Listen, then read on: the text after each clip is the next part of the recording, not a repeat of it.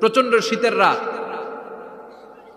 উনি মাগরিবের নামাজ, এশারের নামাজ পড়ে একটা মসজিদে শুয়ে পড়লেন, আর শুয়ে শুয়ে হাদিস পড়তেছেন। কি পড়তেছেন? কথা বলেন। আর মনে মনে ভাবলেন রাতটা মসজিদে কাটায় দিই, ফজরের নামাজ পড়ে আবার বেরোবো। কিন্তু দারোয়ান এসে বলে মসজিদে থাকতে পারবেন না, ওঠেন।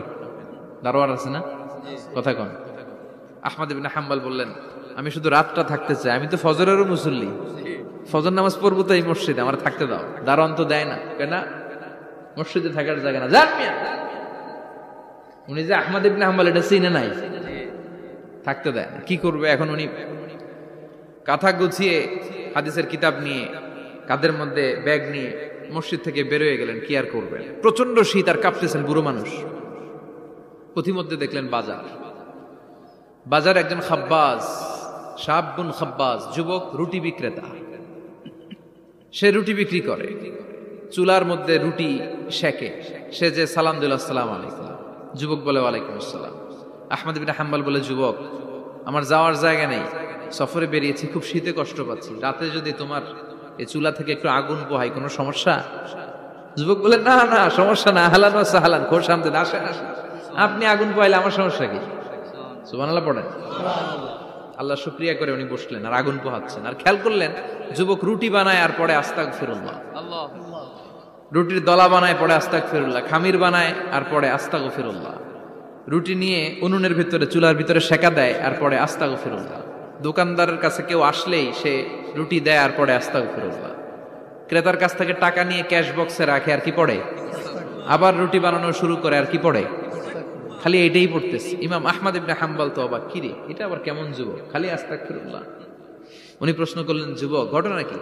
আসার পর থেকেই তোমার দেখতেছি তুমি রুটি বানাও, রুটি বিক্রি করো আর পড়ো আস্তাগফিরুল্লাহ, মালাকা ইয়া শাবাব।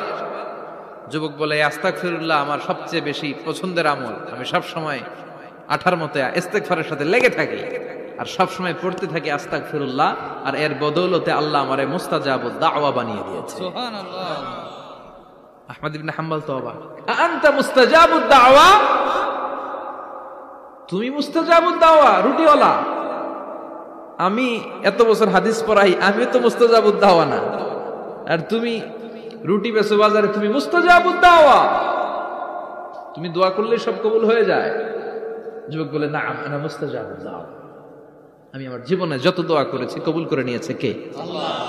সব দোয়া কবুল করে নিয়েছে আল্লাহ, একটা দোয়া ছাড়া। কয়টা? আহমদ ইবনে হাম্বলের কৌতূহল, কিউরিওসিটি আরো বেড়ে গেল। কি? সব দোয়া কবুল হয়েছে, একটা দোয়া ছাড়া। মাযালিকা দুআ ইয়া শাব, কি সেই দোয়া?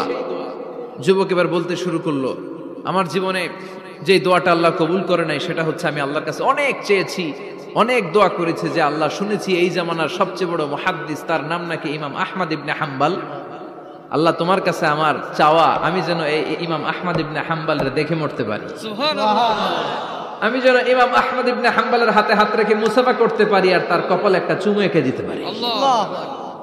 আহমদ ইবনে হাম্বল আবেগপ্রবণ হয়ে গেলেন, চোখের পানি ছেড়ে দিলেন, বললেন যুবক তোমার এই দোয়াটাও কবুল হয়ে গিয়েছে।